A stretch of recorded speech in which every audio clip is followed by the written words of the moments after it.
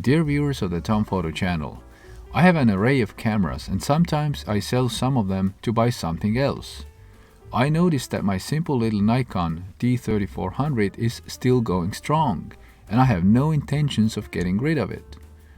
I've reviewed the Nikon D3400 before and the link is provided below. Now, a couple of years later, I have more to say about this nice camera. The D3400 is special because it is simple, small, affordable, but also incredibly versatile, capable and durable. While you may sacrifice some advanced functions, you do not sacrifice image quality. It is an excellent entry-level camera, your second camera body, your main camera, or a travel companion. This Nikon can fulfill several roles. Initially, I used it whenever I needed a small DSLR for general photography. As time passed, it became my special niche camera. You can see this as an elevation in status. Since I own several cameras, they have assumed special roles in my collection. I now use the D3400 almost exclusively for macro photography, and my 90mm Tamron macro lens is almost always attached to it. Why macro? Because the Tamron macro lens and Mica macro ring flash are tailor-made for this camera. The camera is convenient to carry around. Additionally, I prefer a crop sensor for macro work because I can get closer to the subject with the same lens because of the crop factor. Macro photography requires taking many pictures, and perhaps only every 50th photo is interesting and sharp enough, so a lot of clicks go into macro photography. This gives my Nikon D610 some rest because it is mostly reserved for landscape photography. I've owned the Nikon D3300, D3400 and D3500. A comparison video is linked for you down in the text box. And the D3400 has survived the longest. The others have been sold. It's challenging to choose among these very capable and comparable cameras, but I like the D3400's button layout a lot. Its menu is simple and intuitive too. It feels good in my hand, and it's inexpensive these days. When people hear entry level, they may think of compromises in photo quality. This is not true at all. While some features like an electronic shutter may be missing, photo quality is top notch. Fortunately, the more affordable Nikon cameras are simpler, but not inferior in quality to the pricier ones. Many of us consider simplicity as an added bonus. If you have a child who wants to learn real photography the way it should be done, the D3400 is one of the best options for them to start. The camera has a guide mode that provides on-screen guidance for different shooting scenarios, making the transition from a fully automatic system such as a phone nice and easy. The lenses available for this camera offer some of the best quality to price ratios. You get a lot for a relatively small investment. In addition to the 18 to 55mm kit lens, which is very adequate, you can get affordable prime lenses. Just make sure the lens has a motor inside because the D3400 doesn't have one in the body. I particularly like my Nikon AFS 50mm G lens. I have reviewed this lens and it is simply wonderful. If you want image stabilization, it needs to come with your lens, because this small DSLR body lacks image stabilization. Like every camera, this one has some small issues too. Modern users may not like that the back screen is static. It complicates macro photography because you cannot always put your head where it needs to go.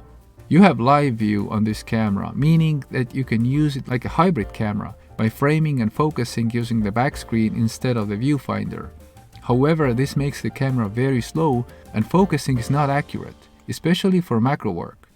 In contrast, the viewfinder offers focus points nicely scattered all over the field of view, and focusing is accurate. This is something that is not so true of my more advanced Nikon D610, by the way.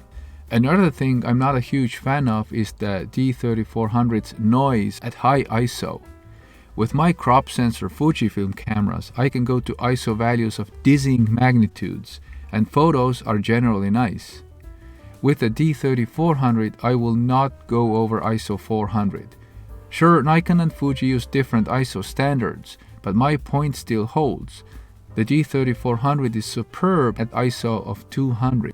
If you can stay at that value, please do so. I can because I shoot landscapes from a tripod and I use macro flash for macro work. But I start seeing the first small problems already at ISO 400. It's a bright day camera, not great for night sky photography, for example. A partial way around this limitation is to work with RAW files. Nikon's RAW files are very nice. This pretty much sums up the two major problems: the static screen and high ISO noise. Small problems include no automatic sensor cleaning system and no external microphone port. For me, these are not big problems because the D3400 is not a video camera. Many other cameras these days are better. Sensor cleaning is not an issue because I do not change lenses very often and dust cannot easily get in. I do carry an air blower with me though, so when I see dust, I can blow it off with no problem. I mentioned that this camera isn't for serious video work. It's okay for occasional home video. It can record in HD at maximum of 60 frames per second. I accidentally said 30 frames per second in my first D3400 video, and sorry about that. The D3400 can shoot at maximum of 5 frames per second, which should satisfy most users. So it's more of a photographer's camera than a videographer's camera. In my first video, I did not mention the summary screen that the D3400 has. Just press the I button and you see a nice summary screen where you can change the key settings. It's very nice and clear. This camera works very well for long shutter speed photography, but it's not ideal because you don't have very good methods to combat mirror slap, such as an electronic shutter or various delay methods. On the other hand, Nikon's shutter is gentle and quiet, and you usually won't have problems. The D3400 has a quiet shutter mode you can choose from the menu, and it makes the shutter a bit quieter. The camera has an X-Speed 4 image processor that does a great job. The camera tends to slightly overexpose for your computer screen, but this works very well for making physical prints. Nikon photos print particularly well. The D3400 has no low-pass filter in front of the sensor. I like this a lot because your photos are very detailed and sharp. The D3400 has Bluetooth connectivity, so it's not outdated for modern users.